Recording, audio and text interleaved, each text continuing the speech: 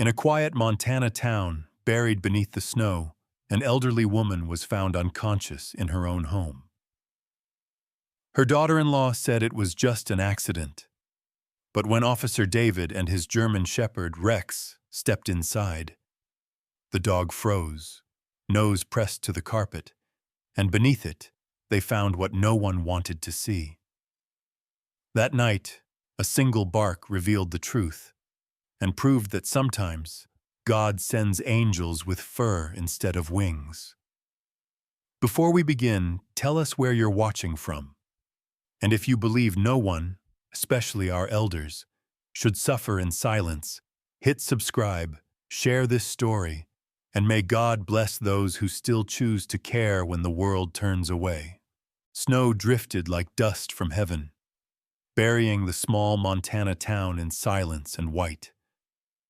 Inside the patrol car, Officer David Collins, 40 years old, guided the wheel through a storm that blurred the world into shadow and frost. He was a tall, broad-shouldered man, with the rough composure of someone who had seen too much and learned to carry it quietly.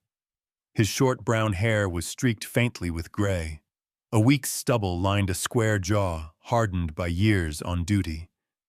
David was known for his calm, the kind that came from losing before learning to protect. 3 winters ago, his wife had died in a roadside crash while he was on shift.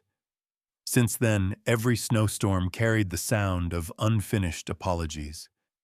Beside him sat Rex, his canine partner, a 5-year-old German shepherd with a thick sable coat and alert amber eyes that glowed in the dim dashboard light. Rex was more than trained obedience. He was instinct in motion, a creature that felt storms before they came and fear before it was spoken. His ears twitched with every gust outside, his nose pressed briefly to the window as if reading something in the wind.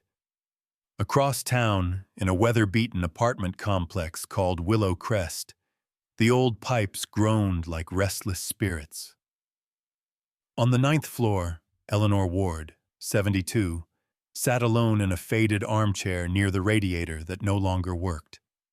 Her frame was frail, skin pale and thin as parchment, hands veined and trembling from arthritis. Wisps of white hair fell over a face carved by time, but her eyes still held that soft blue warmth of a woman who had once sung lullabies over a crib. She listened to the wind whistling through cracks in the window pane, her breath visible in the cold air. Loneliness had become a roommate she no longer resented, until the footsteps started again above the storm, firm, quick, deliberate. The door opened without knocking. Melissa Hale, 32, entered with the sharp smell of alcohol and disinfectant clinging to her. She was tall, with auburn hair pulled tight into a knot. Her beauty faded not by age but by bitterness. Once a nurse, she had quit after her husband, Eleanor's only son, Michael, died in a scaffolding accident. The insurance money had run out. Her patience with grief had not. In her narrow eyes burned the kind of exhaustion that curdles into cruelty. She looked at Eleanor like a burden that refused to die. "You didn't take your pills again," she snapped, tossing a bottle onto the table. The old woman flinched, but said nothing. "I told you, this is my house now. You don't get to ignore me." Eleanor's lips moved, thin and slow. I didn't mean to upset you, dear. I just wanted a cup of tea." Her voice cracked like dry leaves. Melissa scoffed, the sound brittle. "Tea won't fix what you broke." She kicked the chair leg, not hard, just enough to send the cup clattering to the floor. Eleanor bent down instinctively, her back protesting. The thud of her ons, knees on wood, echoed like confession. Inside her, shame and fear tangled with a whisper of prayer she no longer believed would be heard. She once dreamed of dying in peace, surrounded by family. Now she only dreamed of silence. Outside, the snow thickened, swallowing the streetlights in a curtain of white. David slowed the cruiser at an intersection, checking his radio for static. The town was half asleep, half frozen. He had driven these streets for years and knew every noise, except for what he heard now. A distant bark from Rex, sharp and abrupt, followed by a low growl. The dog's ears rose, body stiffening toward the windshield. David glanced at him. "You smell something?" Rex answered with a short whine, turning his head toward the row of dim apartment buildings at the edge of town. David parked near the curb, engine humming low. Snowflakes clung to his jacket as he stepped out, boots crunching over ice. Rex followed close, leash taut. The building loomed above them, 9 stories of peeling paint and broken blinds, its windows glowing faintly against the storm. Somewhere inside, a light flickered, then vanished. David felt the pulse of instinct, that quiet dread every cop knows before something breaks. Upstairs, Melissa stood over her mother-in-law. "You'll never learn, will you?" she whispered, her tone eerily calm. She grabbed Eleanor's wrist, the bones light, fragile, and forced her back into the chair. "You sit there until I say otherwise." Tears welled in Eleanor's eyes but didn't fall. They froze halfway down her cheek in the draft. For a long moment, neither spoke. The only sound was the howl of wind through the window, and beneath it, faint but certain, a distant bark echoing through the night. Eleanor looked toward the door, her lips parting as if to speak, to call for help, but fear pressed her voice down into silence. Melissa turned away, muttering, "Accidents happen, especially to people who don't listen." She slammed the door behind her, the lock snapping like a gunshot. Down below, Rex lifted his head again, muscles tight, tail rigid, his breath fogging in the cold. David followed his gaze up toward the 9th-floor window, where a shadow had just moved behind the curtain. The snow swirled harder, and in the brief flash of lightning, he thought he saw something small fall. A porcelain cup, shattering on the balcony rail before vanishing into the drift below. He exhaled slowly, the air turning to mist. "Let's check it out, partner." Rex's low bark answered like a vow. The wind carried that sound up through the building's hollow corridors, slipping through cracks, brushing against the trembling hands of a woman who had almost stopped believing in miracles. The storm had not stopped since dawn. Snow fell in slow, relentless sheets, muffling every sound except the wind's hollow cry through the narrow alleys of the old apartment block. Inside room 4B, Eleanor Ward, 72, knelt on the cold linoleum floor.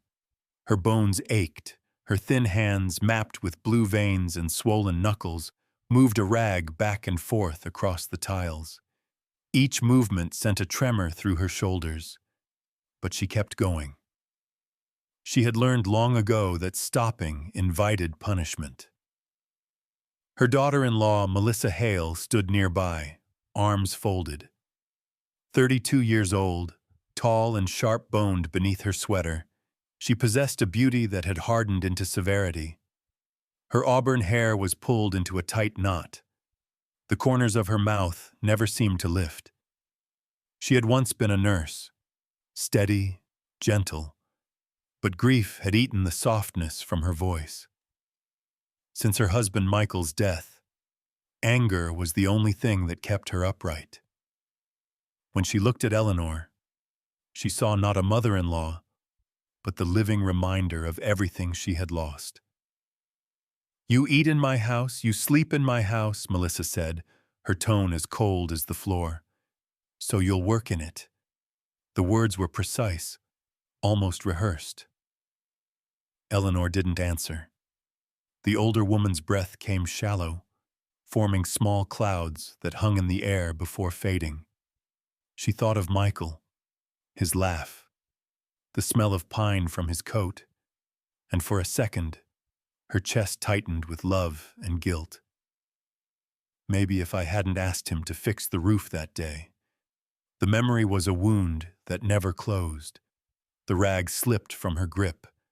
Her fingers cramped, trembling too hard to pick it up. Melissa's eyes followed the movement, unblinking. "Don't play weak with me," she hissed, kicking the cloth closer to Eleanor's knees. "You've been pitiful long enough." The old woman bent forward again, a quiet whimper escaping her lips. Inside, shame burned hotter than pain. She wanted to speak, to say I'm sorry, but the words felt useless. Every apology only seemed to make Melissa angrier. Downstairs, Ruth Meyer, 68, sat in her living room wrapped in a knitted shawl. She was a small, round woman with gray curls and a habit of talking to her houseplants. When the thud came from above, she froze. Another thump, then a sharp crash, porcelain breaking. Her hand hovered over the remote. The next sound wasn't furniture. It was a muffled cry. Ruth stood, heart hammering. "Oh, Lord," she whispered, shuffling to the phone. Her voice shook as she spoke to the dispatcher. "This is Ruth Meyer, apartment 3B, Willow Crest. I think someone's being hurt upstairs, 4B." Across town, Officer David Collins steered his patrol car through a blur of white. The windshield wipers beat rhythm into the quiet. Beside him, Rex, his 5-year-old German shepherd, sat alert in the passenger seat. The dog's coat shimmered with silver streaks near the spine, his amber eyes sharp even in the dim light. He shifted once, nose twitching toward the radio as static crackled to life. "Unit 12, report of domestic disturbance, Willow Crest Apartments, apartment 4B. David reached for the receiver. "Copy that, dispatch. On our way." He glanced at Rex, whose ears had perked, body tense but patient. "Hear that, partner?" David murmured. "Let's hope it's just noise." But deep down, he knew better. He'd answered too many calls that began with just noise. Minutes later, the cruiser pulled up beside the dimly lit complex. The yellow glow from street lamps spilled weakly over the snow, painting long shadows against the building's cracked walls. Wind rattled the gutters like chains.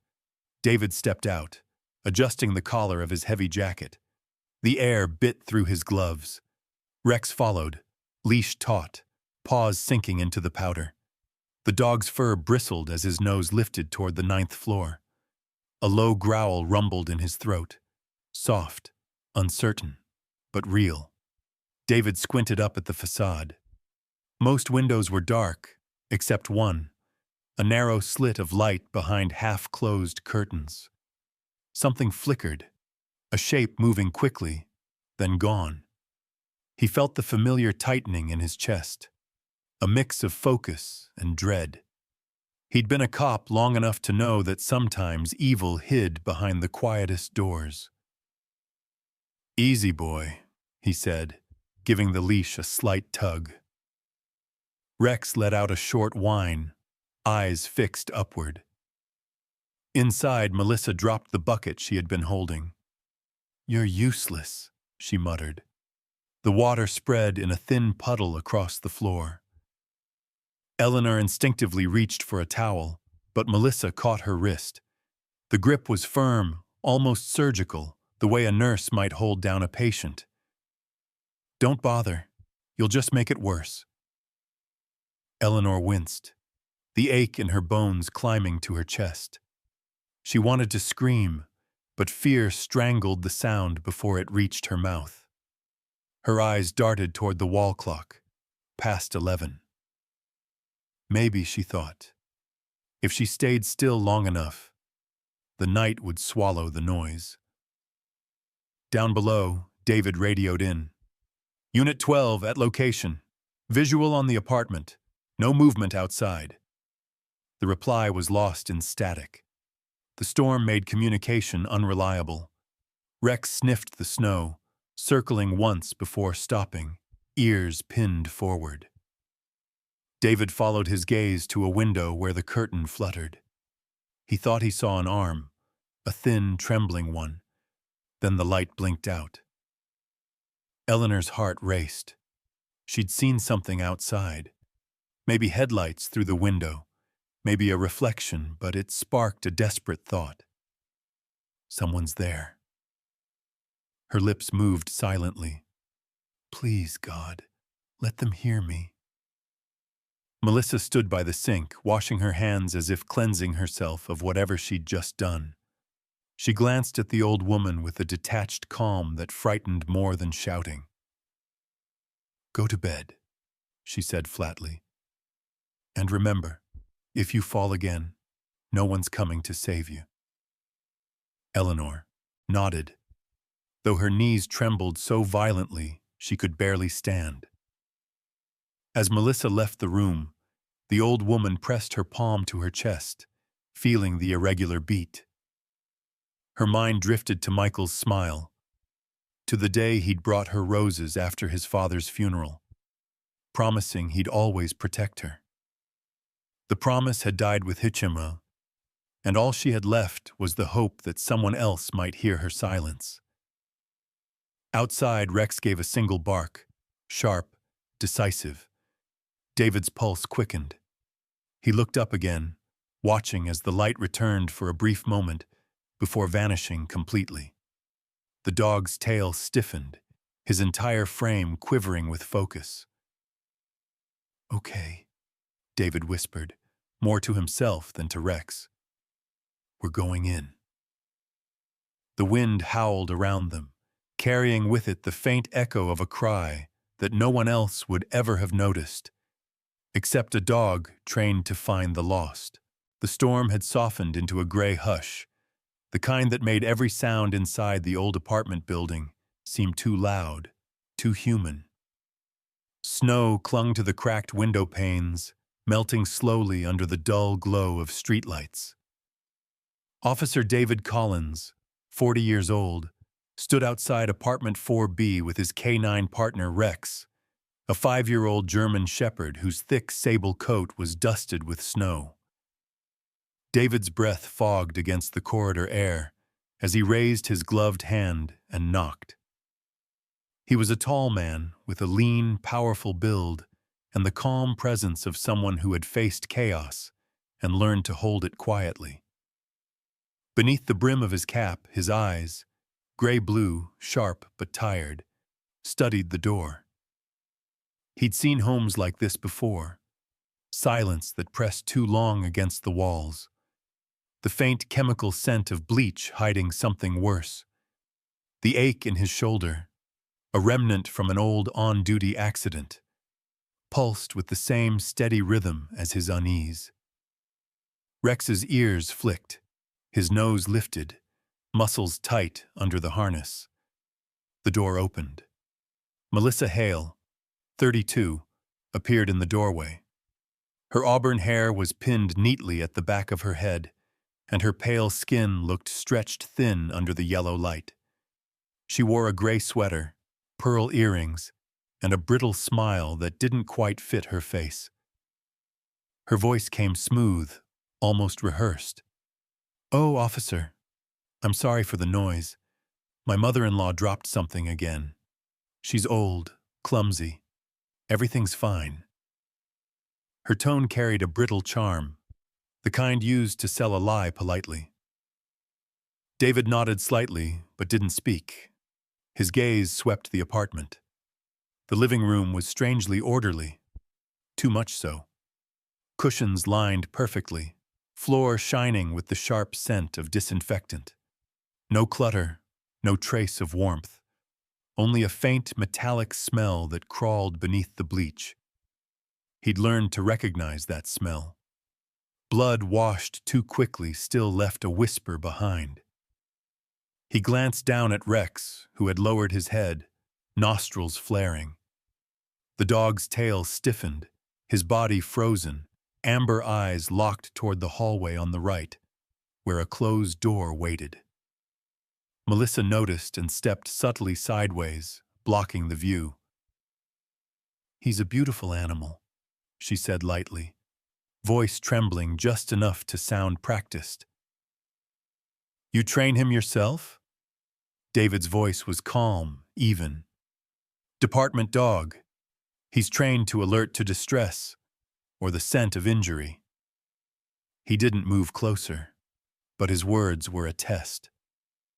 Rex gave a low growl, not aggressive but resonant, primal, the sound of recognition.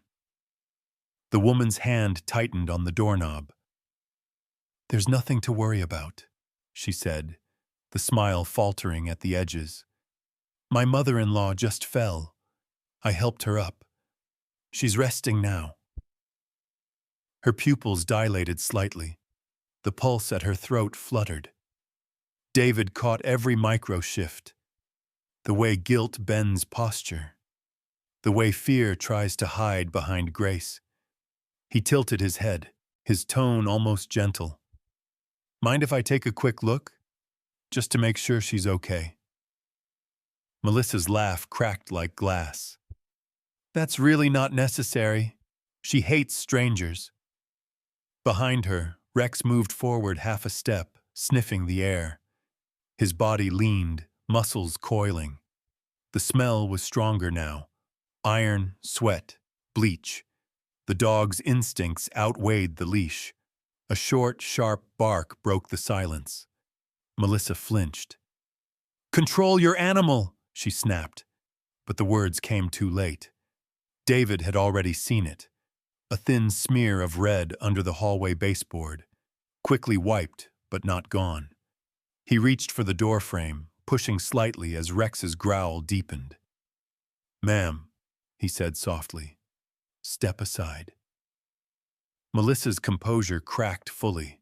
Her face tightened, eyes wet but furious. "She fell," she shouted suddenly. "I tried to help her, and she slipped again. You think I'd hurt her?" Her voice rose, the veneer of control peeling away with every syllable. David didn't answer. He stepped forward, nudging the bedroom door open with his boot. The air inside was colder, heavier. On the wooden floor, Eleanor Ward, 72, lay unconscious beside a spilled bucket of water. Her thin gray hair clung to her damp forehead. Her nightgown was soaked. Her wrists were bruised, her knuckles scraped raw. The faint smell of blood and ammonia filled the room. Rex broke free of David's hold and bounded forward, stopping beside the old woman, tail low, nose brushing her shoulder gently, before turning back toward Melissa with a guttural snarl that made the walls vibrate. The dog's body blocked Eleanor completely, a silent barrier between harm and helplessness. Melissa's scream tore through the still air. "She's faking it. She always fakes it." She moved forward as if to grab the woman again, but David's voice cut through, cold and commanding. "Stay where you are." He knelt beside Eleanor, two fingers pressed against the pulse at her neck, weak but steady. He exhaled once, the tension in his jaw easing just enough to speak into his radio. "Dispatch, Unit 12. Medical emergency. Possible assault. Send paramedics to Willow Crest Apartments, 4B. One elderly female, unconscious but breathing." Behind him, Rex growled again, every hair on his back standing upright. Melissa stumbled backward, her breathing ragged. The illusion of composure was gone. Tears streaked her makeup into gray lines. "You don't understand," she whispered, voice trembling. "She wanted to die. She said she didn't want to live here anymore.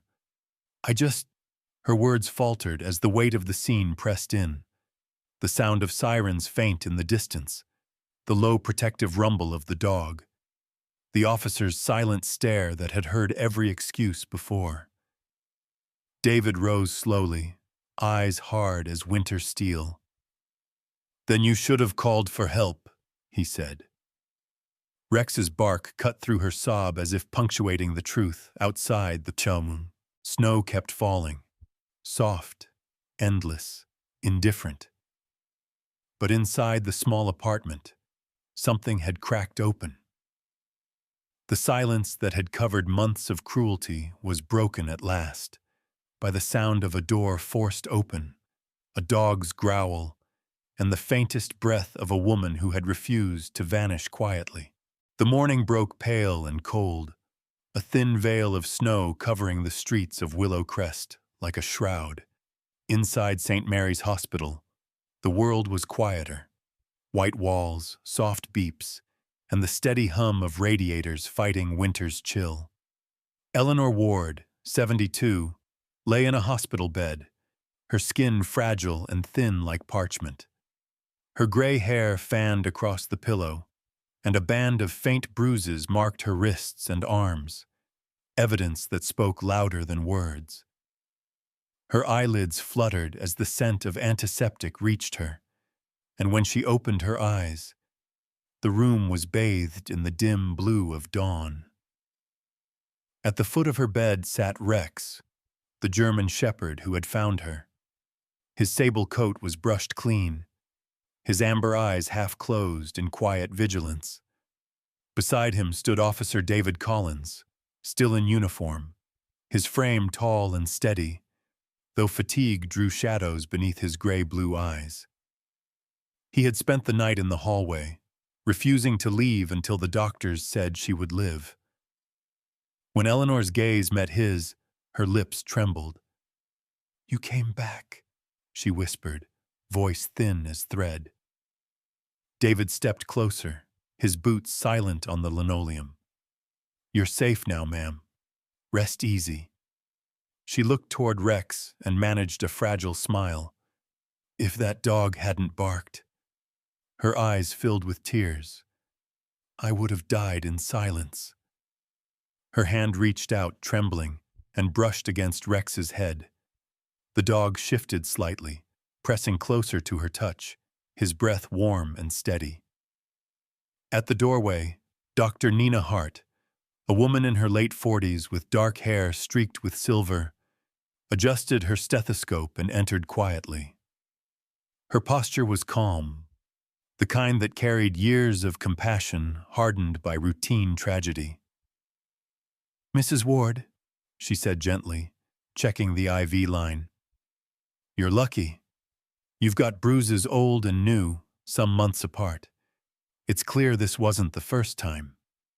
Her tone was clinical, but her eyes betrayed sorrow. "We'll keep you under observation for now." Eleanor turned her face away. Shame, not relief, filled her chest. She whispered, "I didn't want to cause trouble. Melissa, she wasn't always cruel. After my son died, she just changed." Her voice broke like thin glass. "She said I reminded her of him." David's jaw tightened. He had heard versions of this before. Grief curdled into anger, love rotted into cruelty, but it still hit him like a cold gust. He said softly, "You didn't deserve that, ma'am. No one does."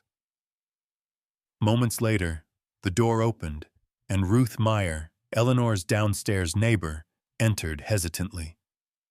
Ruth was 68, round-shouldered and kind-faced, wrapped in a thick knitted shawl the color of old cream. Her hands trembled as she clutched her purse. "I came as soon as they said she'd woken up," she told David, then turned to Eleanor. "I'm so sorry. I should have called sooner. I heard things, but I thought maybe it wasn't my place." Her voice cracked with guilt. Eleanor shook her head weakly. "No, Ruth. You did what you could." David's tone, though calm, carried a quiet gravity. "Ma'am," he said, looking between them, "when harm happens behind closed doors, it stops being family business. Silence protects the wrong person." His words hung in the sterile air, the kind of truth that hurt before it healed. Ruth wiped her eyes, nodding. "I'll testify," she whispered. "People need to know." Outside, snow began to fall again, soft flakes pressing against the hospital window. The world looked peaceful, but David knew peace didn't come easy. It had to be defended. He turned to Eleanor one last time. "Social services will help you from here," he said. "You'll have a safe place to stay." Her lips quivered, caught between relief and exhaustion. "Thank you," she murmured. "Both of you." Rex gave a low, contented sigh, curling beneath the bed. For the first time in days, his breathing slowed, his eyes closing fully. The rhythmic hum of the machines blended with the whisper of snow outside. For the first time in months, Eleanor Ward slept without fear. Winter loosened its grip on Willow Crest. The snow, once a suffocating blanket, had thinned to soft white patches along the sidewalks, and icicles melted from the eaves of the Snowhaven home, a quiet nursing facility at the edge of town. Inside, the air smelled faintly of pine oil and cinnamon candles. Eleanor Ward, now 72, sat by the window in her thick wool cardigan, her silver hair tied neatly at the back.